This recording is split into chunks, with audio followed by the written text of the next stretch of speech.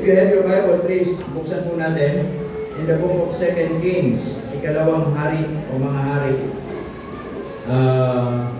chapter 5. Okay, 2 Kings chapter 5. Or, yeah, 2 Kings chapter 5. Okay, amen? Okay, tayo po natin tumayo at basahin natin at tingnan natin yung story dito in 2 Kings chapter 5. In verse 1, okay,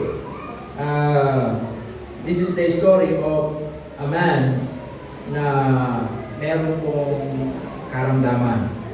Ang sabi ng Bible in verse 1, now, Naaman, so that is he was the character po dito. Now, Naaman, captain of the host of the king of Syria, was a great man with his master. And what? Honorable, because by him the Lord had given deliverance unto Syria. He was also a mighty man. Napakaganda ng mga katangian po ng isang lalaking ito na pinagkakatiwalaan ng hari ng Syria. Tama? Siya po, mga kapatid, ay isa pong commander, okay, of the Syrian army. He was highly respected. Even the king of Syria nirespeto itong leader na to, itong si Naaman. Ano sabi ng Bible? Ano sabi diyan? Honorable. Tama? Amen, mga kapatid? Talagang ganun siya tingalain. Because by him, dahil sa pamamagitan niya, marami nang ginawa ang Diyos sa kanyang buhay sa pamumuno niya na pagtatagumpay sa lugar po ng Syria. And then also, he was also, ano sabi diyan? A mighty man. But there's a problem. He was a leper. Pero siya isang ketongin. Tayo po muna yung mag-pray. Panginoon, salamat po ng marami sa umaga nito. Salamat po sa inyo pong mga salita na binasa namin. Tulungan niyo po kami. Bigyan po ng karunungan. Na-apply namin yung mga matututunan namin. Salamat po sa pangalan ni Jesus. Amen. You may now take your seat. Okay? So in verse 1, sabi ng Bible dyan, there was a man named Naaman. And this man was highly respected because he was a commander of the Syrian army. Siya po ay kilalang tao. Kilalang pinuno ng mga sundalo, mga kapatid. At pinagkakatiwalaan siya ng hari ng Syrian. Pero ang sabi ng Bible diyan, may problema sa kanya. Anong po sabi? Siya po ay ketungin. Amen, mga kapatid? Siya po ay ketungin. And the Syrian had gone out of the company. So itong mga Syrian, meron silang mga daladalang mga tawag dito, yung mga pinupok nila o bihag mula sa mga Israel, mga kababaihan. At sa amin ng Bible dyan, ay isa sa kanyang mga isa sa mga katulong o katuwang sa madaling salita ay na isang Israelites na naglilingkod sa asawa ng hari ay nakapagsabi sa kanya na mayroong lingkod ng Diyos doon sa Israel na pangalan ay Elisha na kaya siyang pagalingin. And then itong asawa ng itong reynang ito ay sinabi sa kanyang asawa na mayroong nagpapagaling po doon. Sabi diyan, and she waited on Naaman's wife. Then and she said unto her mistress, sabi, would God, my Lord, were with the prophet that is in Samaria, for he would recover of his what? Leprosy. Sabi niya, pumunta ka doon sa Samaria, mayroong propeta doon na kaya siyang pagalingin. So to make that long story short, mga kapatid, ay itong sa Naaman ay pumunta po doon sa lugar po ng Israel. Okay? Doon sa lugar ng Israel, pumunta doon kasi nga ibinalita na mayroong nagpapagaling po doon. And then, ang ginawa ng hari ng Syria ay nagbigay po ng letter para ibigay doon sa king to king ba? Kasi hindi ka pwede pumunta basta doon sa bansa nila. Without the letter, papatayin ka.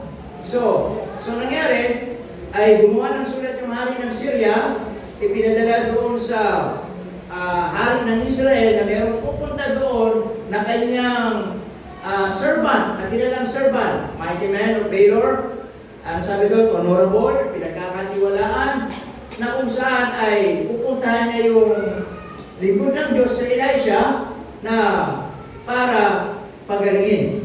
And then, pumunta po doon si Naaman at ibinigay yung sulat doon sa hari ng Israel, at nung binasa ng hari ng Israel yung sulat, pinunod niya yung kanyang damit. Ibig sabihin ay hindi niya tinanggap.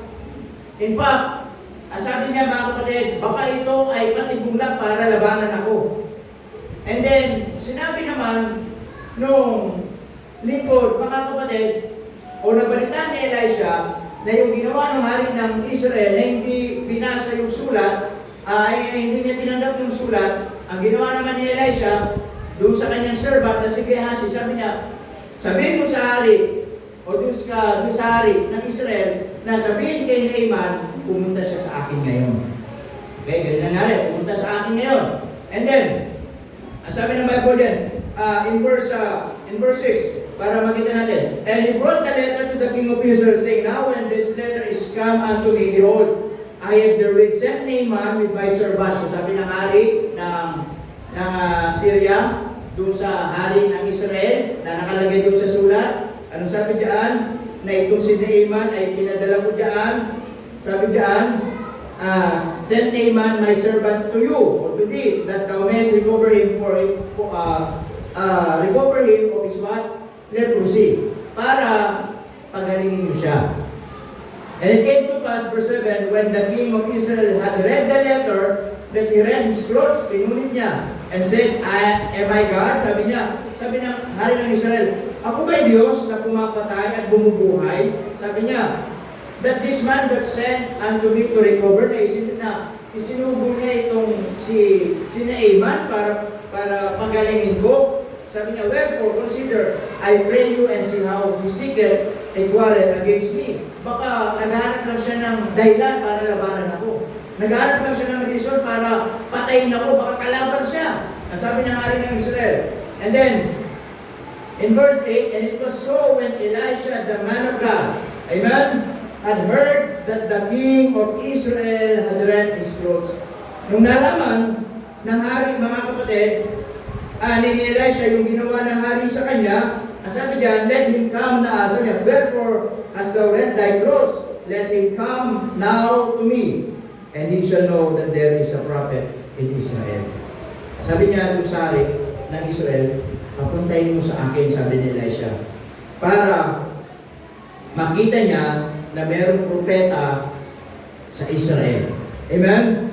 So Naaman came with his horses and with his chariot. So naglakbay para puntahan yung bahay ni Naaman, ni Elisha. So si Naaman kasama ng mga horses niya, mga sundalo niya, mga chariots niya, and stood at the door of the house of Elisha. Nakatayo doon sa pintuan ng bahay ni Elisha. Kumakatok.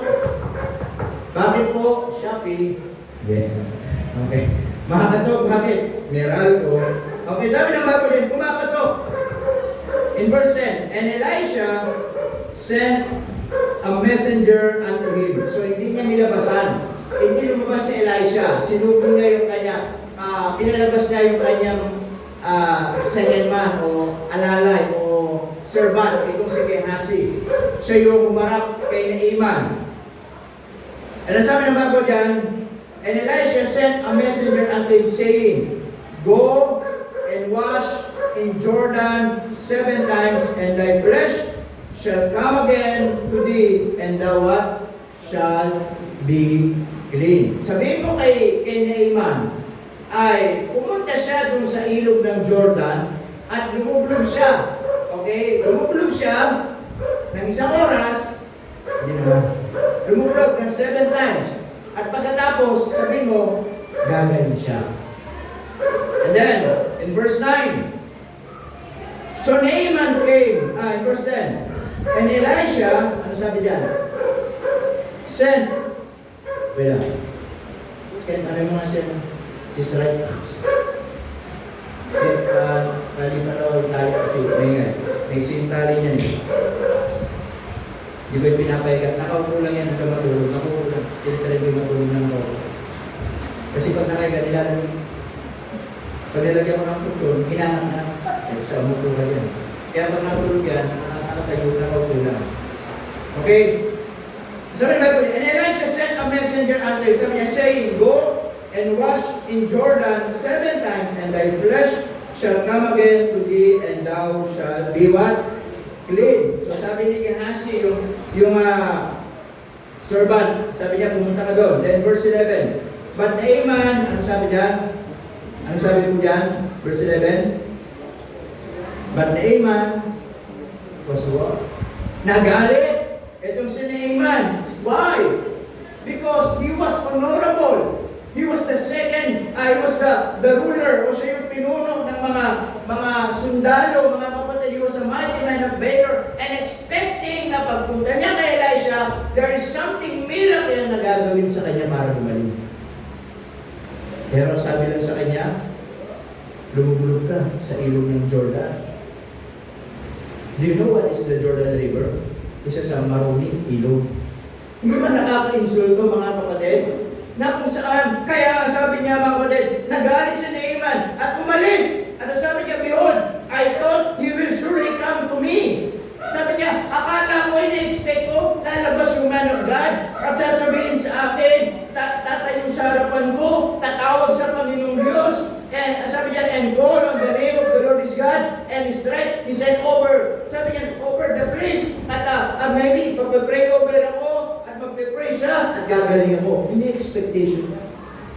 Pero sabi sa kanya, lumulog ka daw sa ilog ng Jordan. Amen mga kapatid?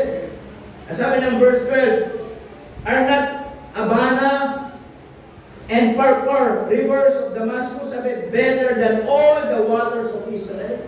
Bakit doon sa ilog ng Jordan? Ang dumi-dumi noon. Tama? Parang labunabing minsan, ang daming mga lumot, ang daming mga water lily. Tama mga kapatid? Tapos doon pa yung automatic CR na mga nakatira minsan doon. Mga isda, tataba. Diba? Tama mga kapatid? Sabi ng Bible diyan, meron namang Abana, meron namang Pharpar na ilog. Sabi niya, doon sa Damascus, at itong mga tubig na to ay mas malinis, mas maganda. Di ba dapat, kahit doon na lang ako utusan, na doon ako lumublog. Doon ako utusan, doon ako lumublog sa mga malilinis na tubig. Di ba nakaka-insulto? Ano sabi ng Bible? May I not wash in them? Di ba ako pwedeng doon maligo? Di ba ako pwedeng doon maglublog? At maging malinis at gumaling? Ano sabi doon? So he turned and went away in a rage. Umalis. Galit na galit. Ang sama ng loob niya mga kapatid. Gusto nang bumalik doon sa Syria mga kapatid. And then, verse 13, and his servants came near and spake unto him. Dumating mga servant nitong si Naaman. At sinikap siyang kahit papano kausapin.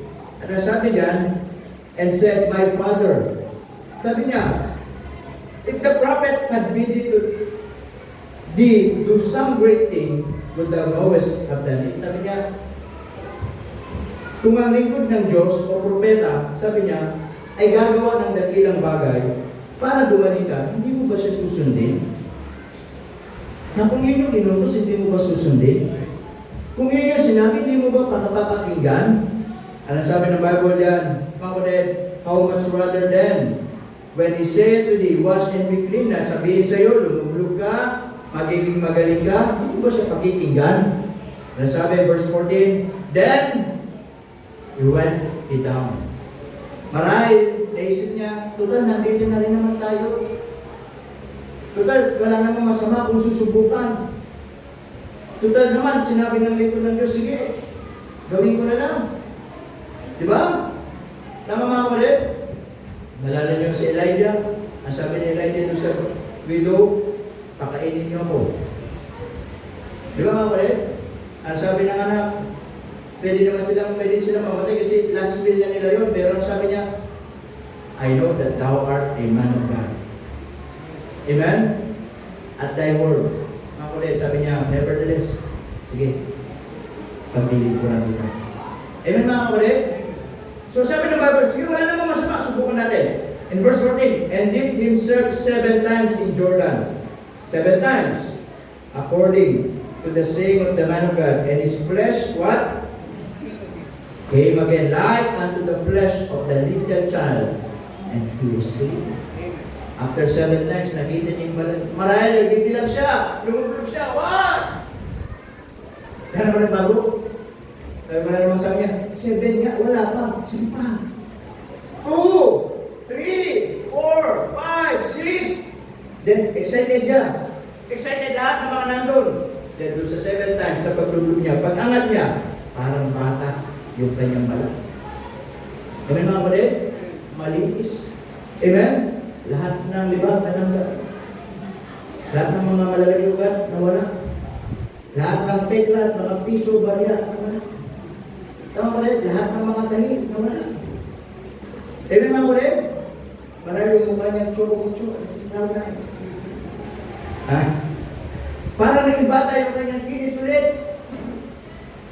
Sabi ng Bible dyan, and he returned to the man of God, and all his company came and stood before him. At bumalik sila kay Elisha sa likod ng Diyos. At nagpasalamat. Sabi dyan, at meron silang mga dala-dala, mga kapatid, na ibabayad talaga nila kay Elijah. Mga kapatid, kay Elisha, dahil kapag napagaling siya. Kaya alam niyo, to make the long story short, itong mga sunod, hindi tinanggap ni Elisha yung binibigay ni Naaman. Amen? Nagdala talaga siya mga kapatid ng pambayad. Kaya sabi ng Bible dyan, in verse, doon po sa verse, verse 5. Sabi yan, and the king of Syria said, go and I will send a letter unto the king of Syria. And he departed and what? And took him with what? 10 talents of silver and 6,000 pieces of gold and 10 changes of raiment. Yan yung ibabayad kay Elisha. Pero ano sabi ng verse 15? And he returned to the man of God and all his company and came and stood before him and said, behold, I know, sabi niya, behold, now I know that there is no God in all the earth. Sabi niya, ngayon alam ko na walang ibang Diyos sa mundo nito. Ngunit sa Israel, therefore, I will pray thee, sabi niya, take a blessing of thy servant. Tanggapin mo itong pagpapalang dala-dala mo. Amen? Ano sabi niya sa verse 16? But he said, ano sabi niya? As the Lord liveth, wherefore I stand, I will receive none. Amen mga kapatid? Ang sabi ni Elisha, ang Diyos ay buhay, ngayon ako'y nakatayo, hindi ko tatanggapin ang binibigay mo. And he urged him to take it, but what? He refused. Pero sabi niya, hindi, ito yung pagpapala, ito'y kapalit sa ginawa mo. Pero sabi ni Elisha, hindi ko yan tatanggapin. Amen mga kapatid? Kaya yung pinag-aralan sa Sunday School, ang salita ng Diyos, hindi kinakalakal. Tama? So, let's go to our lesson mga kapatid. Makita po natin dyan, Naaman's condition, but God solution. Ano po makikita natin? Number 1. Okay, ng mga lesson na makikita natin. A spiritual lesson about the story. Although meron pa pong second story yan na matapos. Alam niyo kung ano? Di ba yung hindi niya tinanggap yung pera, may bibigay. Alam niyo si Gehazi, nagka-interest dun sa pera. Sabi niya, hindi tinanggap, sayang. So, nung umalis sila, Naaman, hinapon ni Gehazi. At nagdahilan, sabi niya, ibigay mo daw sa akin. Bigay mo daw sa akin, sa akin mo daw ibigay. Sabi niya, natuwa itong si Naaman. Kasi hindi niya tinanggap di ba? Hindi tinanggap ni Elisha. Nirefuse niya, pero natuwa sabi niya kasi, ito talagang bayad. So, binigay doon sa servant o messenger ni Elisha na si Gehazi. Nagka-interest. Amen? At nung ginawa niya, tinago niya sa bahay niya. Pero si Elisha, alam niya ang ginawa ni Gehazi. Alam niyo ang nangyari? Yung sakit niya ni Naaman, lumipat kay Gehazi. At mas worse pa. Tama mga kapatid? Amen po ba? Kaya nga talaga, masabi ng Bible yan, na makikita natin. Number 1, na magiging lesson po natin mga kapatid. Listen to this. God's ways are often simpler than we expect. Amen? Yung paraan ng Diyos, minsan ay napakasimple lang kaysa doon sa expectation natin. Nakita natin yung story, yung expectation ni Naaman, mga kapatid, harapan, ipagpe-pray over siya, masasaksiyan niya eye to eye kung ano yung gagawing pagpapagaling sa kanya ni Elisha. Yun yung kanyang expectation, yun yung kanyang gustong makita. Pero, nagalit siya. Bakit? Anong paraan ng Diyos? Ano sabi ni Elisha? Sabihin ko daw sa'yo, sabi ng lingkod ni Elisha, lumugtog ka lang sa Jordan. Sino ba naman hindi magagalit doon? Sino ba naman hindi maiinis doon? Di ba? Minsan, meron tayong mga expectation sa buhay. Akala natin mga kapatid, ay, ito yung dessert natin. Naaman dessert, a big, impressive miracle. But God's instruction was so simple. Anong instruction ng Diyos? Wash and be clean. So simple. Ano mga kapatid? Tama po ba? God's solution are often straightforward. We must not despise simple acts of obedience. Minsan, ganoon din sa buhay natin mga kapatid. Minsan, nag-expect tayo ng mga malalaking bagay sa buhay natin. Nag-expect tayo ng mga maraming bagay sa buhay natin. Na gusto natin, ganitong paraan ang mangyari sa buhay natin. Ganitong paraan tayo pagpalain ng Diyos. Ganitong paraan na tayo na gumawa ang Diyos sa buhay natin. And sometimes, kapag hindi nangyari, para bang naiinis tayo? Para bang nagagalit tayo? Para bang nadidisappoint tayo? Bakit ganito? Bakit ganyan? Kasi hindi natin naiintindihan minsan, yung paraan ng Diyos ay napakasimple lang para magpalain tayo. Amen mga kapatid? Anong paraan ng Diyos para pagpalain tayo mga kapatid? It's so simple. Maging matapat ka. Magsimba ka every Sunday. Maglingkod ka sa Panginoon. Unahin mo ang Panginoon sa buhay mo. It's so simple. Tama mga kapatid? Kagabi, nagdidibog sa maging pamilya. In-emphasize ko yung Ephesians 6:1. Nasabi ko, the simple things but it is hard to apply. Ano sabi? Children, obey your parents in the Lord. Napakadaling i-memorize, napakadaling intindihin, napakadaling basahin, pero ang hirap gawin ng mga bata. Diba? Ano sabi? Children, obey. Obey. Pero most of the time, ayaw mag-obey. Pero ang daling basahin, ang daling intindihin. Tama mga kapatid? Amen po ba? So sabi ng Bible dyan, ina-expect ni Elisha, ay ni Naaman, na ganito para siya pagagalingin. Yung miracles, yung great thing na makikita niya, yung great thing na ina-expect niya na gagawin sa kanya ng man of God. Pero anong sabi sa kanya? Lumublog ka daw doon sa maruming ilog ng Jordan 7 times. Pwede naman isang beses lang. Tama? Marami mo ng pag-vlog niya, pag-angat niya. May tilapia sa bibig. Kanya, pag-vlog ulit, may lumot sa ulo. Ano ba naman yan? Malala, pag ginagawa niya, nagagalit siya. Kasi insulto sa kanya yun eh. Kung ba naman, honorable. Mighty man of valor. Very respectful na tao. Kinatatakunta na talaga ng mga pinuno ng mga Syrian army. Tapos sasabihin ko palang lumublog. Pagtatlo siguro pag-angat niya, may taas sa tenga, wala na. Ha? Pero sabi, sige, ito na lang, dito na rin naman eh. Diba? Maraming sabi siguro pag-angat niya, wala na ganyan. Meron man dito, merong mga isda-isda mo rin eh. Siguro sinisisi niya yung mga kasama niya. Bakit kasi sinabi niyo bang subukan ko, tingnan niyo. Kasi mga sabi, sige, gawin mo na po.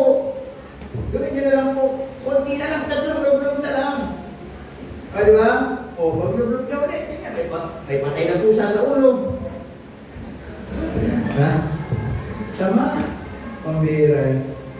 Pero, nakaka-insulto mga kapatid. Amen?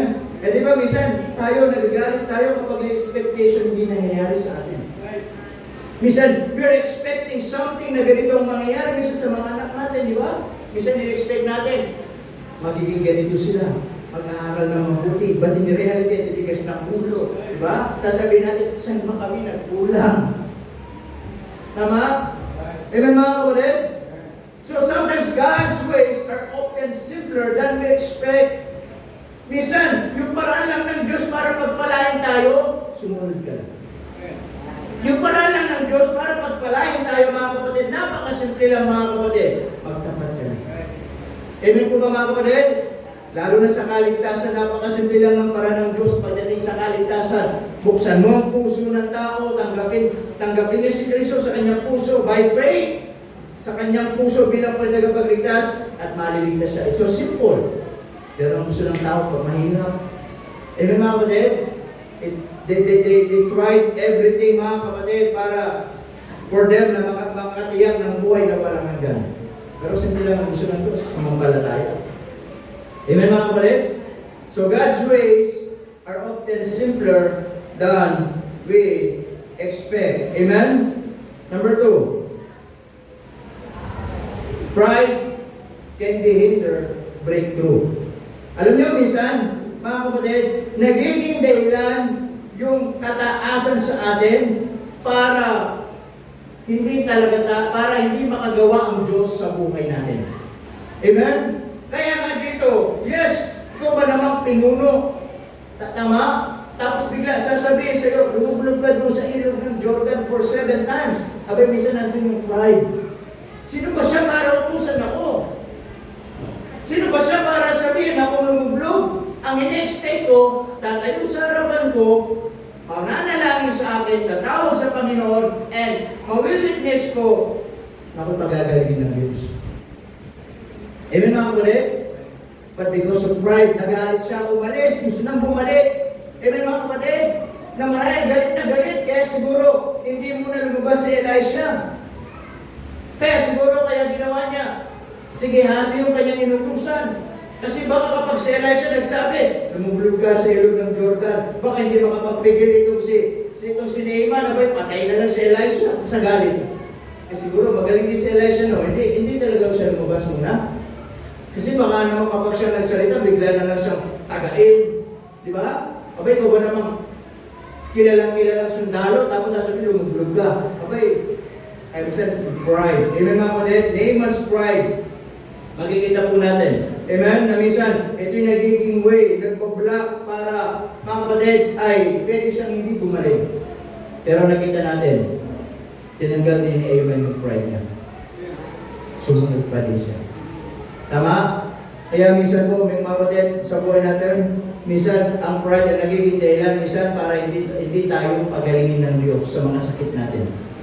Marahil hindi man physically, pero marahil spiritually, marahil emotionally, marahil mentally, lahat, mga kapatid, marahil because of pride, kaya hindi tayo kayang pagpalain ng Diyos sa buhay po natin. Amen mga kapatid? Who is Naaman? Sabi ng Bible din in verse 1, he was the captain of the host of the king of Syria. A great man with his master, honorable. Ano bang sabi? He was also a mighty man in valor. Amen mga kapatid? Pero tinanggal niya yung pride niya. Anong ginawa niya? Pinakinggan pa rin niya yung lingkod ng Panginoon. Tama mga kapatid? Alam mo minsan, sa buhay po natin mga kapatid, kapag yung pride ang pinagana natin sa buhay natin, minsan nagiging hindrance yan para yung blessing ng Diyos hindi natin maranasan sa buhay po natin. Amen mga kapatid? Kaya po, ganun din po sa buhay natin mga kapatid. Tatanda natin. Yes, Naaman, hindi po siya ordinaryo. But he was listened to the man of God. Amen? Alam niyo, lagi ko sinasabi sa church, lahat tayo individually, meron tayong mga personal position outside the church. Tama? Meron mga professional, meron may mga nag-aral, meron mga matataas ang kalalagayan. Pero hindi nyo magiging dahilan para hindi tayo makinig sa lingkod ng Panginoon. Tama mga kapatid? Kung si Elisha hindi nakinig at sabi niya, sige, umuwi na lang tayo. Ano ba naman yung lingkod ng Diyos na yan? Kilalang tao ako. Tapos sasabihin niya, namumulog ako sa maruming tubig. But because tinanggal niya yung pride niya, still, sumunod siya. Ano nangyari? Gumaling siya. Amen mga kapatid? Kaya po, ano man yung katatayuan natin sa buhay, tatandaan po natin, we must always listen to the man of God. We must always listen, mga kapatid, sa lingkod ng Panginoon, lalo na nangangaral ng salita ng Panginoon. Tama mga kapatid? Amen po ba? Na kung ito yung sinabi ng Diyos, ng lingkod ng Diyos, para pagpalain ka, pakinggan mo. Tama? Kapag ito yung sinabi ng lingkod ng Diyos, na gawin mo para pagpalain ka niya, para makagawa ang Diyos sa buhay mo, para umaayos ang buhay natin, pakinggan natin. Minsan marahil sasabihin natin, ba't ako makikinig yan? Tama? Mas matanda ako kay pastor. Mas magaling ako kay pastor. Mas mataas yung pinag-aralan ko kay pastor. Pero hindi tayo nagkamali ang Diyos, ako yung pastor ninyo. Amen mga kapatid? Tama po ba? Kaya kapag tayo hindi natin natutunan na magpasawok, makinig, mag-obey sa lingkod ng Panginoon, hindi gagawa ang Diyos sa buhay natin. Tingin nyo, magpapalain tayo ng Diyos kung hindi tayo makikinig sa lingkod ng Diyos na nilagay dito. I don't think so. Amen mga kapatid? Dahil ang Diyos nangungusap, mga kapatid, through the man of God and through His Word. Amen po ba mga kapatid? Kaya sabi po dyan mga kapatid, pride can hinder breakthrough. Tinanggal ni Elisha. Amen? So minsan tanggalin natin yung pride natin upang sa ganoon ang Diyos magagawa sa atin. And number 3, mga kapatid, na gusto ibigay ko sa inyo. Listen to this. We cannot dictate how God should work. Amen? Hindi natin kayang diktahan, hindi natin pwedeng diktahan kung paano gumawa ang Diyos sa buhay natin. Hindi pwedeng tayo ang masunod para ang Diyos gumawa sa atin. Marami kasi mga mananampalataya mga kapatid ay nag-interpret nila kung paano gumawa ang Diyos sa buhay nila. They want blessing from God pero sa ganitong paraan na gusto ng tao. Hindi natin pwedeng pasunurin ang Diyos sa buhay natin. Amen mga kapatid? Tayo dapat ang sumunod sa Diyos. Kaya nga, sa prayer life mga kapatid, isa sa napag-aralan namin, minsan, marami mga tao nananalangin sa Panginoon, pero sa gustong paraan nila, sa bigyan ng Diyos. Naintindihan natin mga kapatid? Kaya minsan, kapag hindi binigay, kapag hindi sinagot ng Diyos yung prayer nila, reklamo sila. Bakit? Mali yung mindset nila pag sila nagtutulay. Who is God? God is powerful. God is omniscient. God is all-knowing. Meron bang makakapagbago ng isip ng Diyos? Sino tayo para baguhin ang isip ng Diyos? Amen mga kapatid? Kailanman hindi tayo nag-pray para baguhin natin ang isip ng Diyos para sagutin ang prayer natin. That is wrong. Tao tayo mga kapatid. Wala tayong kakayanan baguhin ang isip ng Diyos. Tayo po ay mananalangin sa Diyos para baguhin ang isip natin, to convince ourselves, upang sa ganon, ano man yung maging resulta ng prayer natin, tatanggapin natin. Naintindihan niyo po mga kapatid? Kasi minsan, maraming nananalangin sa Panginoon, pero gusto ng Panginoon, para they try to change the mind of God. Kaya minsan kapag hindi nangyari mga kapatid, yung prayer nila, sinisisi nila ang Diyos. And what if secondly, magkamali ka sa prayer mo, wait, sana, para bang, hindi ba alam ng Diyos na mali yung prayer mo, kinusinti ng Diyos? Amen? Kaya po, in prayer life, kapag tayo po nagpe-pray, hindi tayo nagpe-pray para baguhin ang isip ng Diyos para sagutin ang prayer natin. Nagpe-pray tayo para baguhin ang isip natin to convince our mind, our life, ourselves, upang anuman ang maging resulta na answer ng Diyos sa prayer natin, maluwag natin tatanggapin. Kaya nga, pinaka-the best prayer talaga, according to your will. Amen mga kapatid? Eh yung kalooban ng Diyos, mga kapatid, nag-pray ka ng ganito. Di ba? Halimbawa, yung mga, for example, yung mga nag-apply ng trabaho. Di ba? Halimbawa, yung mga nag-exam, di ba? Mga nag-board exam. Di ba? Nag-pray tayo, Panginoon, makapasa kung sana ako. Eh what if hindi ka pumasa? Sisihin mo ang Diyos. Amen mga kapatid? Kaya pinaka-the best prayer, pinaka-safe the prayer, Lord, magpe-pray tayo to convince our mind na ano man yung maging result, pasado o hindi, tatanggapin mo. Yun yung sinasabi dito mga kapatid. Hindi natin pwedeng diktahan ng Diyos kung paano gumawa sa buhay natin. Hindi tayo pwedeng masunod. Kaya sabi ni Naaman, bakit dun sa ilog ng Jordan, meron namang Parpar River, meron namang ganito, meron namang Abana River na mas higit kaysa dun sa ilog Jordan. Bakit doon ako mapupuntahin? Bakit ako doon palulublubi? magagaling ako. Amen mga kapatid? Na ganoon din po sa buhay natin. Kapag ang Diyos gumawa sa buhay natin, huwag natin siyang diktahan. Panginoon, pag pinagpaalam ako, maglilingkod ako. Sino para diktahan ng Diyos? Yes, you must be faithful, the Lord will bless you. Pero huwag natin sabihin sa Diyos, kasi marami ng mga tao nangako, nag-fail sa kanilang mga pangako. Panginoon, pag ako nagtrabaho, magtatapat ako. Bay, nagtatrabaho, hindi na nagtapat. Panginoon, pag ako nagtatrabaho, magsisimba ako. Nakapagtrabaho, hindi na nagsimba. You see?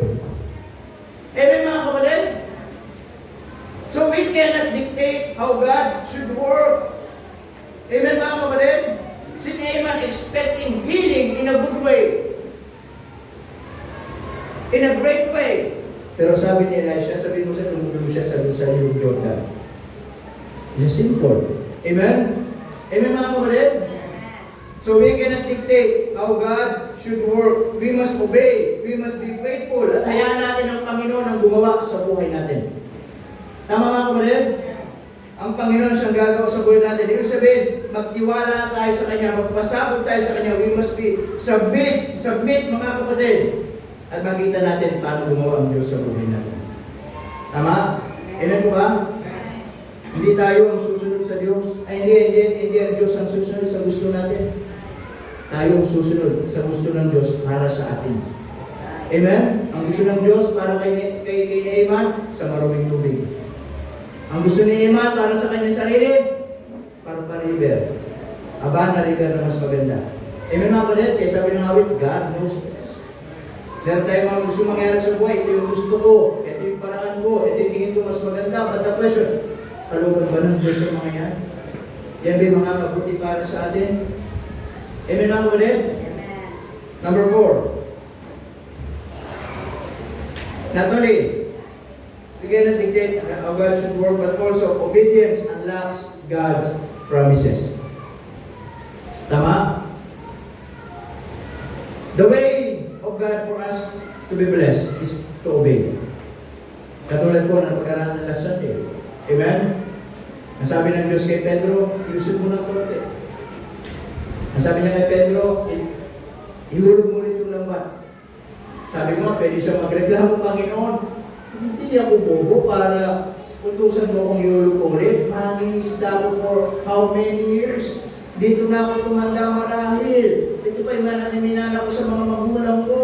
Expert ako mag-isda. All night, nangisda kami. Wala kaming nahuli. Tapos sasabihin mo, ihulog ulit. Tapos sa kampang lang malapit. Hindi pa doon sa malayo. Kunti musod lang. Sasabihin mo, ihulog ulit. Amen na ako ulit. Pero ang nangyari, sumunod siya. Anong pagsunod niya? Naranasan niya yung pinakamagandang experience sa buhay niya na hindi pa niya naranasan. Maraming nahuling isda. Amen mga kapatid?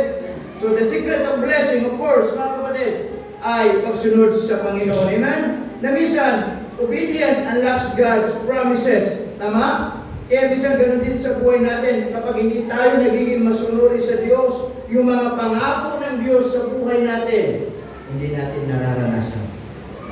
Amen? Kaya kung si Pedro hindi sumunod, nahulog yung lambat, hindi niya mararanasan yung maraming isda. Although yung maraming isda, nakaredy na sila doon. Amen mga kapatid? Nakaredy na. Pinutusan na ng Panginoon. Kaya nga nung inulog yung lambat, bay nagsikalo na lahat ng mga nato, pumasok lahat ng mga isda. Amen mga kapatid? Sometimes, meron mga blessing po sa atin. Gusto tayong may bless ng Diyos. Pero minsan hindi natin nararanasan kasi we are disobedient to God. Amen? So the key or the secret of unlocks God's promises, sumunod tayo sa Panginoon. Amen mga kapatid? Sabi ni Naaman, bakit doon pa ako lulubulog? Umuwi na lang tayo. Nakakadismaya, di ba? Nakakadismaya, umuwi na lang tayo. Pero sabi na, subukan mo na lang po.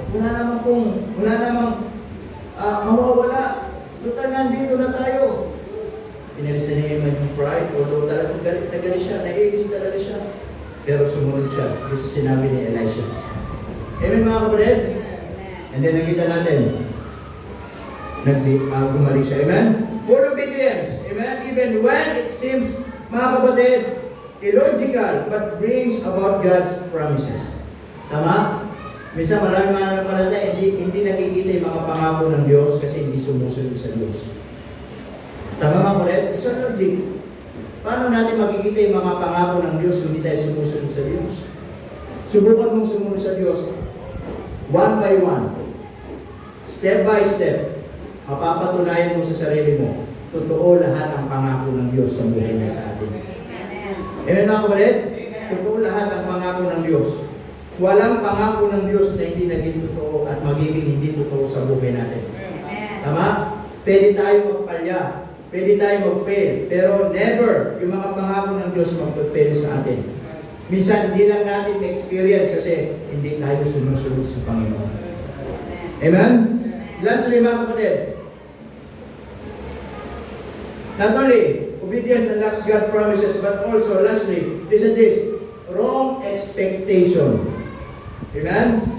Wrong expectations, listen this, lead to disappointment. Amen mga kapatid? Wrong expectations lead to disappointment. Itong si Naaman, ang sabi ng Bible, ine-expect niya na tatayo, pagpunta niya sa bahay ni Elisha, ay harapin siya ng lingkod ng Diyos. At makikita niya, ano sabi ng Bible? Papagalingin daw siya, i-pray over siya, tatawag sa Panginoon, at makikita niya paano siya pagagalingin ng lingkod ng Panginoon. Yun yung expectation niya. But it was a wrong expectation. It leads to disappointment.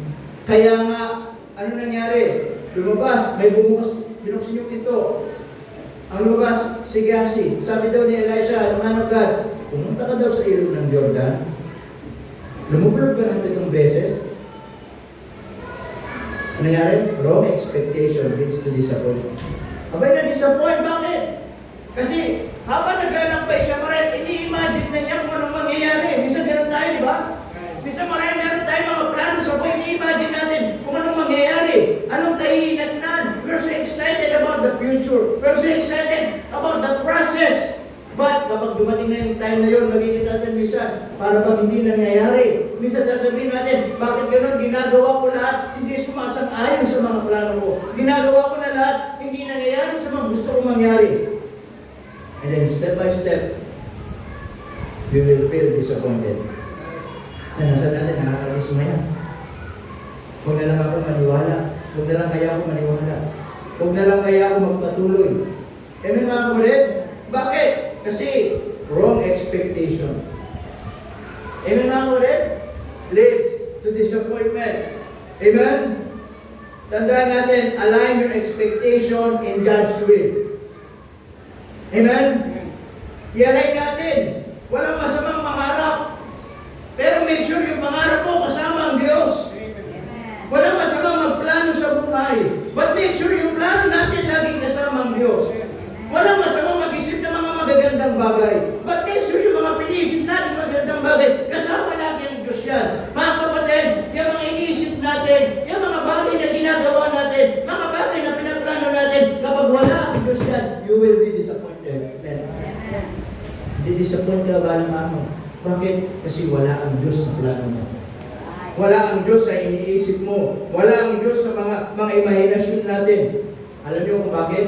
Napaka-importante kasama ang Diyos sa buhay natin. Upang sa ganon, sa bawat iniisip natin, meron tayong salita ng Diyos na gagabay sa atin. Sa bawat pinaplano natin, meron salita ng Diyos na ituturuan tayo anong dapat gawin. Amen mga kapatid? At minsan doon natin makikita along the journey, baka hindi ito kalooban ng Diyos, itigil ko na. Baka hindi ito kalooban ng Diyos, hindi ko na ipagpatuloy. Baka kailangan meron akong plan B na kalooban ng Panginoon. You see? Amen mga kapatid? Kaya yun nangyari kay Naaman. Ini-expect niya yung magandang bagay.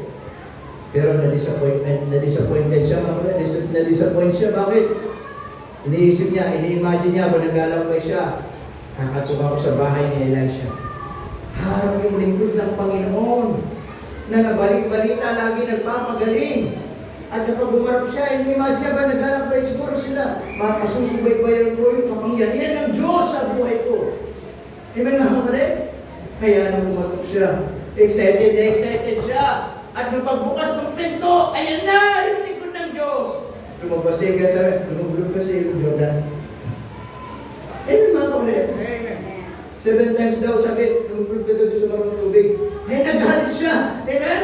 Kaya nga, wrong expectation lead to disappointment. Amen po ba? Kaya sabi, expectation versus reality. Tama? Alam niyo mga kapatid, sa buhay, gawin lang natin itong tungkulin natin at ang Diyos ang bahala doon sa mangyayari. Ang natutunan ko sa buhay natin, let us do our responsibility and God will do the result. Do not expect mga kapatid. Amen? Do not expect. Huwag tayo mag-expect mga kapatid. Darating ang araw, baka ito expectation natin, ma-disappoint tayo. Tama? Marahil sa ministry, amen? In-expect natin yung mga young people natin maglilingkod sa Panginoon ang saya. Pero minsan baka wrong expectation, baka darating ang araw, hindi maglingkod sa Panginoon. Kaya natutunan natin mga kapatid, gawin na lang natin yung responsibilidad natin. Hayaan natin ang Diyos ang gumawa sa resulta. Kasi kapag yan ang inilagay natin sa buhay natin, even me as a pastor mga kapatid, minsan yung nagiging cause, minsan nakaka-depress, nakaka-stress, nakakasakit ng ulo. Why? Nangaral ka lagi, nagtuturo ka, nagtitrain ka. Amen mga kapatid? And you're expecting na yung mga members ay lalago na, may matutunan, makakatuwang mo na. Pero for how many years? Baby pa din sa Panginoon. Kaya minsan, natidisappoint ka. Saan ako nagkulang? Halos binigay mo na lahat ng buhay mo, binigay mo na lahat ng oras mo, binigay mo na lahat ng pwede mong ituro, pero wala pa rin natutunan. Amen mga kapatid? Nanay, naintindihan niyo po ba? Kaya siya magtatanong tayo, ano may problema? Ang baos na. Tama? Pero nilagay ng Diyos sa atin mga kapatid, gawin lang natin ang responsibilidad natin. Yun yung trabaho natin, magturo, mangaral. Kung ayaw niyang matuto, problema niya yun. Kung ayaw niyang lumabog, problema niya yun. Kung ayaw niyang makinig, problema niya yun. Basta ang gawin mo, magturo ka, mangaral ka, hayaan mo siya at ang Diyos ang may responsibilidad. Amen mga kapatid? Kasi kung yun magiging reason natin, talaga, manghihina ka.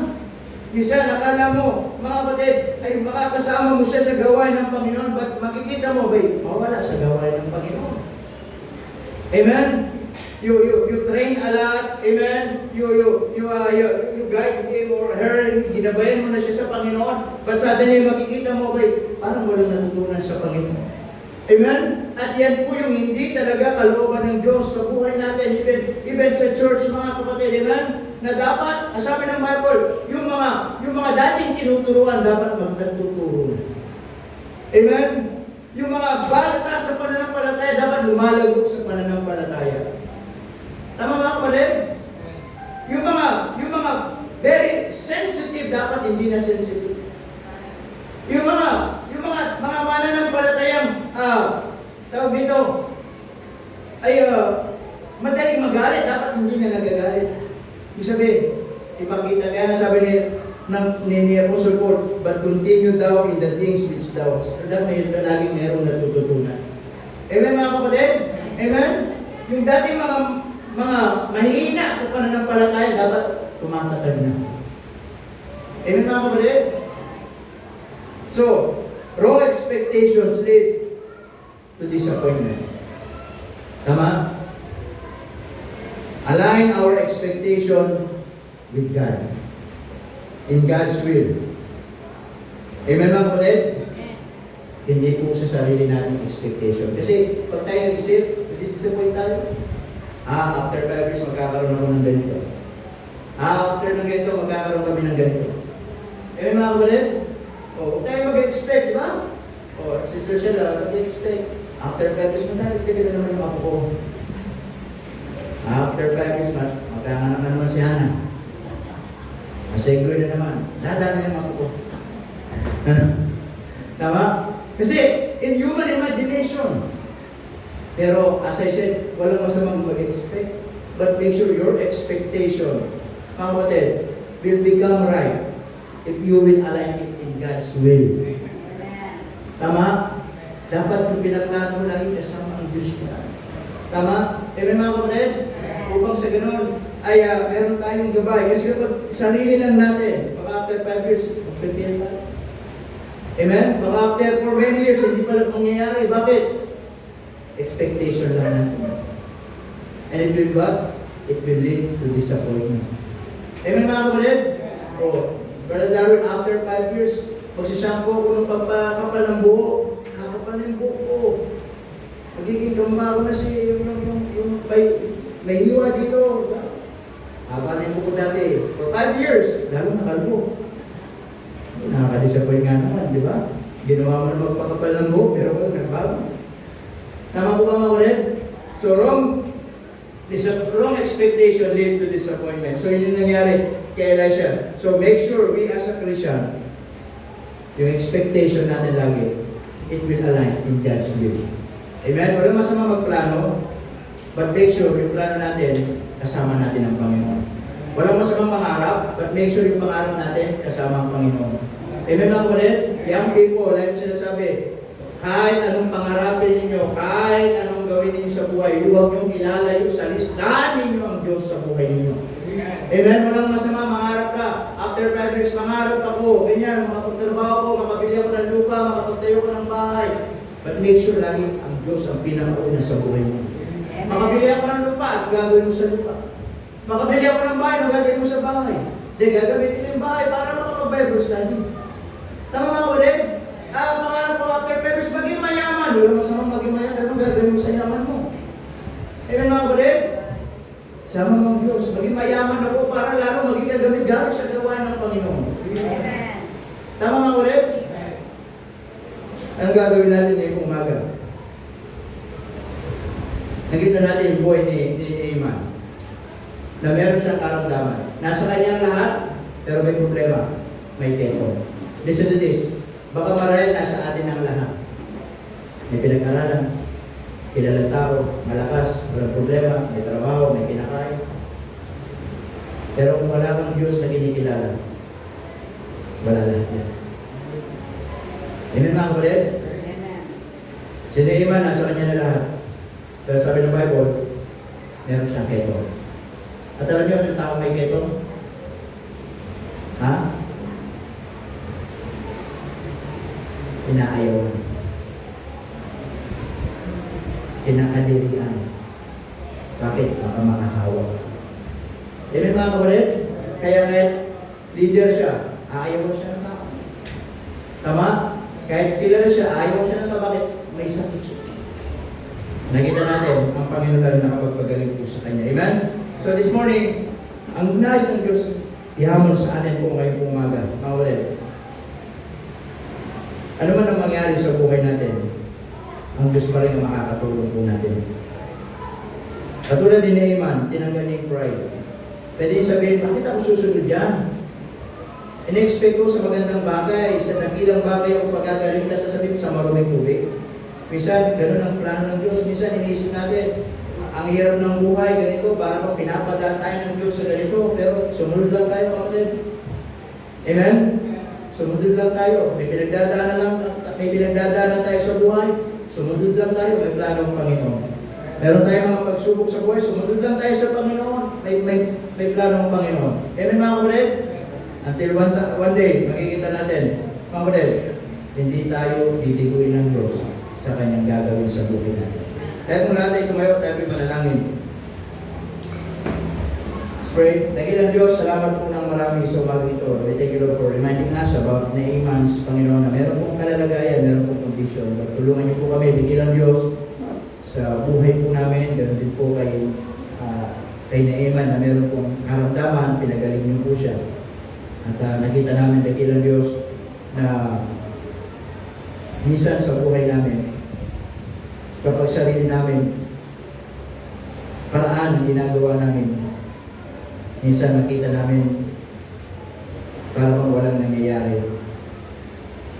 Kasi pala, Panginoon, kayo po ay malayo. at hindi kami nagtitiwala sa inyo. Pero Panginoon, dalangin po namin ngayong umaga, na pagpalayo po kami, tulungan sa aming pong pananalangin ngayong umaga dito. Habang ating mga ulo, nakatungo, mga mata, nakapigil, marahil ang Diyos, nangusap po sa atin, na tayo magpasakot sa Kanya. Na marahil mayroong mga bagay na na-expect natin na mangyayari. But in reality, nakita natin parang hindi sumasang-ayon sa mga plano natin. Hindi sumasang-ayon sa diskarte natin. Hindi sumasang-ayon sa mga gusto nating mangyari. Minsan magtatanong tayo, bakit? Pero yun pala, hindi kalooban ng Diyos sa mga plano natin. Pero ngayong umaga, gusto ng Diyos na kung ayaw natin mag-disappoint, i-align natin, isunod natin sa Diyos ang lahat ng nais natin sa buhay. We must submit, alisin natin ang pride, at ayahan natin ng Diyos ang makagawa sa buhay natin. Kaya ngayong umaga, meron tayong panalangin. Ano man ang panalangin mo ngayong umaga? The altar is open once again for you to come para manalangin. Meron tayong mga plano sa buhay, pero parang nalalabuan tayo kasi hindi pala naka-align ng Diyos. Wrong expectations lead to disappointment. Kaya minsan madidismaya tayo, disappoint tayo, para bang ginawa na natin lahat. Pero yun pala, hindi tayo sumunod sa Panginoon. Mabuti na lamang itong si Naaman, tinanggal niya yung pride sa kanyang buhay. Kahit galit siya, nadismaya, still, he obeyed the man of God. He went to the Jordan and washed 7 times, and he was clean. The secret of all blessings is being obedient to our Lord Jesus Christ. Panginoon, salamat po ng marami sa mensahe. Nawa ito po, Panginoon, naging pagpapala po sa amin, naging kalakasan po namin, Panginoon. Patawarin po kami, Panginoon, sa mga pagkakataon na kayo po ay nilalayo namin sa buhay namin.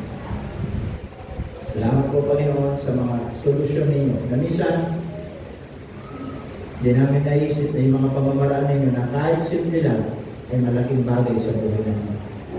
Salamat po sa bawat isa. Pagpalaan niyo kami sa pangalan ni Jesus. Amen. Right, you may not take your seat. Tayo magpapatuloy sa Panginoon.